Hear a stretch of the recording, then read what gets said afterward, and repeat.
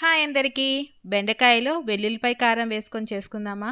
భలే టేస్టీగా రుచిగా ఉంటుందండి. ముందుగా దీనికోసం పావు కేజీ బెండకాయలని తీసేసుకొని శుభ్రంగా తుడిచేసుకొని ఇలా మీడియం సైజ్ ముక్కలుగా కట్ చేసుకోవాలి. వేరొక మిక్సీ జార్లో 2 టేబుల్ స్పూన్ల కారం, టేస్ట్కి తగినంత సాల్ట్, 1 టేబుల్ స్పూన్ దాకా ధనియాల పొడి, పావు టేబుల్ స్పూన్ గరం మసాలా, చిన్నులపాయ రెబ్బలు 20 దాకా తీసుకొని మెత్తని పేస్ట్లా చేసుకోండి.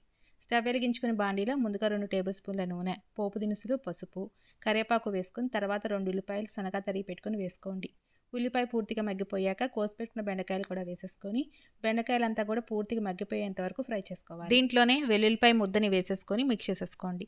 బెండకాయ అంతా కూడా ఉల్లిపాయ ముద్ద పట్టే వరకు కూడా ఒక 5 నుంచి 10 నిమిషాల పాటు ఫ్రై చేసుకోవాలండి. ఫైనల్గా కొత్తిమీర జల్లేసేసుకొని సర్వ్ చేసేసుకోవడమే. చాలా రుచిగా ఉంటుందండి.